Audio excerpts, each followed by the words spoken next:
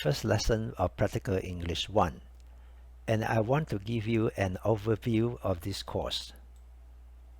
First of all, why do you need to learn linear algebra?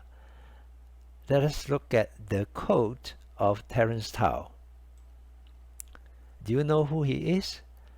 Well, he won the Fields Medal in 2006 at the age of 31 years old. Fields Medal is awarded to young mathematicians who have made significant contributions in mathematics. Obviously, Terence Tao is a genius. Let us see what he has said. The standard high school curriculum traditionally has been focused towards physics and engineering. So calculus, differential equations, and linear algebra have always been the most emphasized, and for good reason. These are very important. As you can see, Terence Tao has said that linear algebra was very important. In this era of globalized machine learning and artificial intelligence, linear algebra has become even more important. The main eventual goal of Practical English, or PE, is to develop in you the capability to read research papers and monographs related to informatics and data science in English. For PE1, the main goal is that you will study linear algebra again, but in English. And for PE2, in term 3, you will study calculus again in English. The concrete goal of PE1 for you is to acquire the ability to understand in English a paper entitled The Mathematics of Web Search. This is the web page where you find that the paper is being posted here, and the very first topic of this paper is concerned with linear algebra.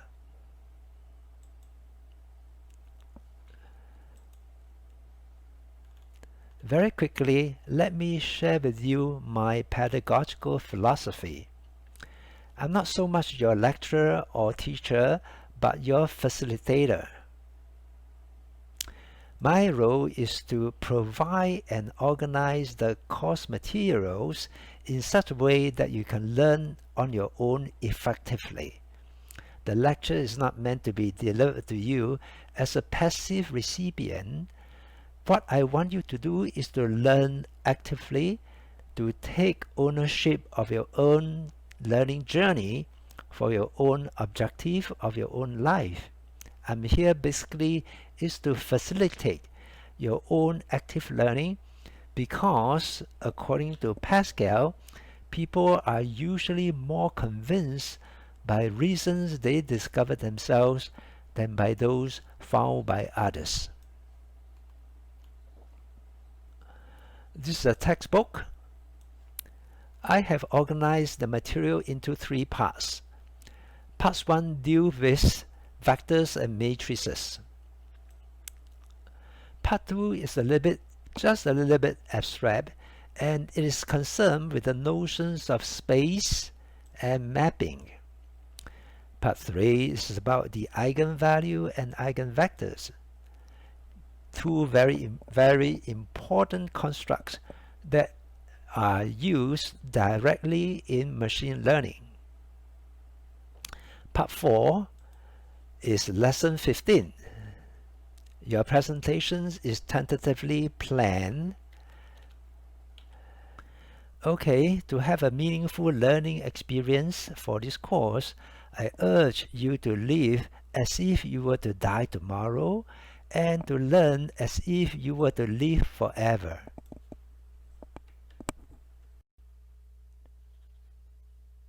Welcome to Lesson 1, Vector and Matrix. This lesson has 6 topics, and this video clips is on topic 1, Introduction. First of all, I want to give you an interesting code to inspire and to motivate you. Application problems without tools are lame, and tools without application problems are vain.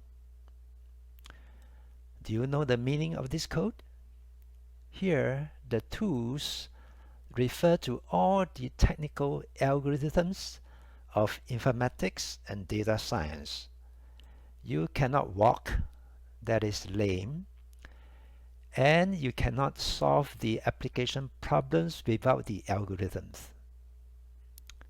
On the other hand, if you take on too much pride in your informatics and data science without thinking about a problem, about how to apply the algorithms to a problem, that is just vanity. So they are vain without the application problems. Now let's come to the learning outcomes.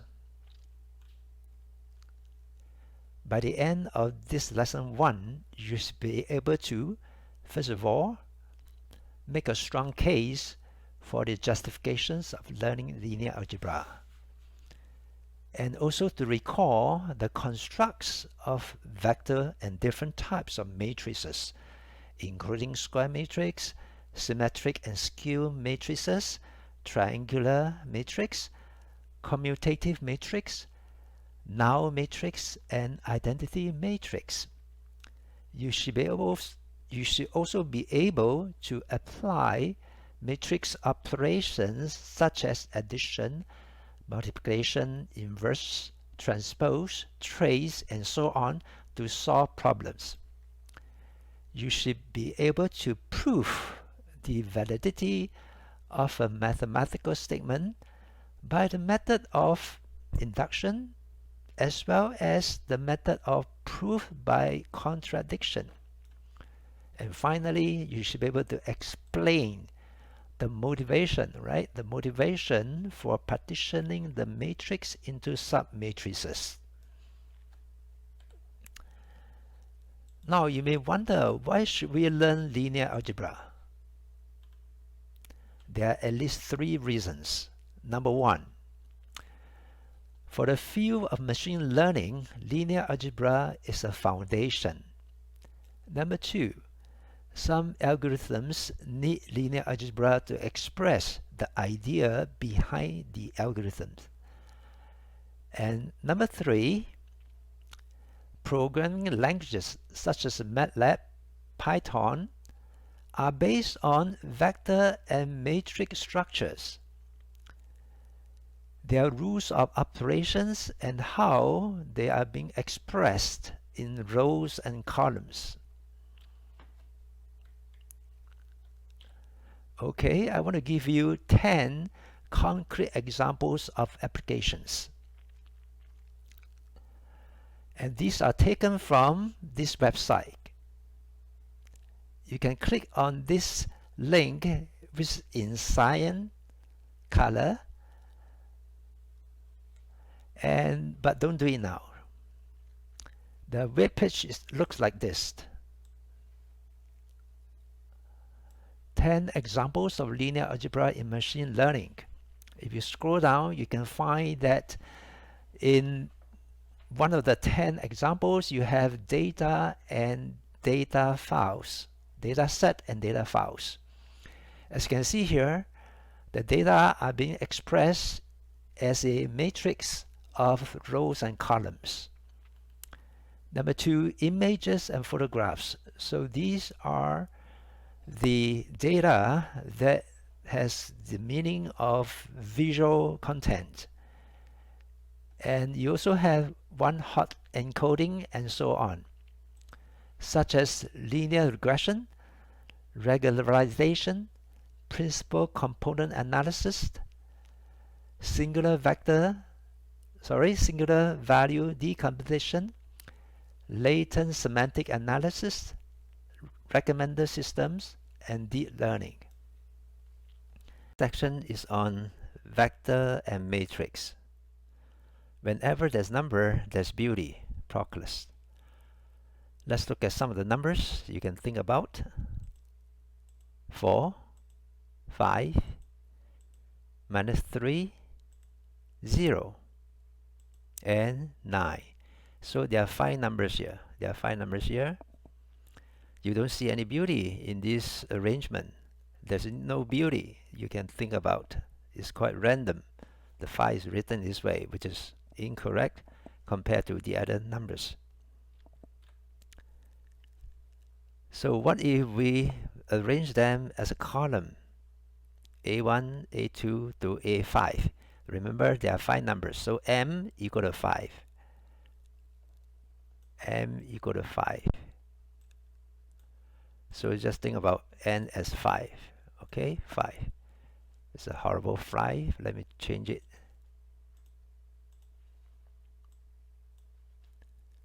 Let me change it to a proper 5. Okay, 5. So M equal to 5. So think about there are 5 rows, A1 to A5. So it is called the 5-dimensional column vector. Now you can think about the arrangement in terms of the row. So you can arrange them as an array of rows. So let's say N equal to 7. Alright, 7. So there are 7 numbers, A1 to A7, but then you arrange them as a row vector. In that case, we say we are talking about a 7-dimensional row vector. Now, scalars and vectors.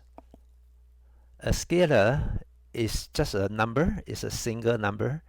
It's very ordinary. It can be coming from the set of natural numbers. In that case, we are talking about 1, 2, 3, 4, and so on. It can be integers. That means it can have 0 and -1, -2. It can be rational numbers that are fractions, such as 1 over 2, 1 over 2. And it can be real numbers, such as 1.41, whatever, 5, 0, 0, 7, and that kind of thing, and so on. So it is called real numbers. Complex number is just basically the real number plus another number, let's say 0.4, then you have a I.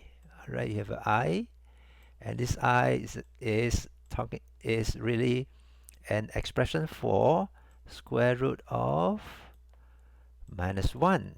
So this is the complex numbers. And by default means that without specifying whether it's a row or column vector, by default a vector is a column vector. You have a list of, remember M equal to 5, you have a list of 5 scalars arranged as a column. So you have A1 to A5. So these numbers can belong to the most generous set of numbers. It can be complex numbers. Let's see, in this case, C to the power of 5. Now let me share with you the notations. Vectors are usually denoted by small letters in bold font. Bold font means that it's thicker in the lettering compared to the other letters. We have small letters A, B, and C, but in bold font. Now we have a collection of vectors. We have the indexes I equal to 1, 2, 3, and so on. Another index called the J, which is from 1, 2, 3, and so on. For the definitions of the row and column vectors, so a row vector AI prime, this is called definition, is defined as a row of n columns. Remember n equal to 7, so we've got AI1, AI2 to AI7. Now for the column vectors, is a 5-dimensional column vector. Remember m equal to 5. So we have A1j, A2j to A5j is the 5-dimensional column vector. Now I want to talk about the definitions of matrix by vectors. We just do this thing similar to what we've done before, except that in this case we change a scalar into a vector. So we have a matrix called A that can be defined as a column of row vectors. Each of these A1 prime is a row vector, A1 prime, A2 prime to A5 prime. In the similar way, we can think about a matrix as defined by a row of column vectors. It's one row, but then there are n columns, n equal to 7. You have A1, A2, all the way to A7. That's the definitions of matrix by vectors. So these are vectors. In effect, a matrix A consists of 5 times 7 numbers. We have the index Aij, and the first column, the first row and first column is A11. The first row and second column is the A12. The seventh column in the first row is A17. In the same way, you can think about the index in the matrix. A shorthand notation is that you simply write a square bracket with Aij inside the bracket.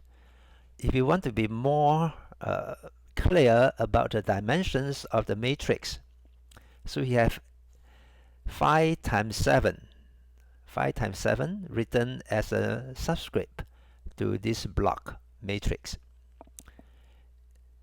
M and N, 5 and 7, are the dimensions of A. Now, what if all the numbers are 0? Then we're talking about null vector. And in the same way, we can think about a null matrix where all the entries or the numbers in the matrix are 0. In particular, when the numbers are the same, when the dimensions are the same, namely m equal to n, the null matrix is written as just simply the n, because m is the same as n. We write a bold symbol for 0.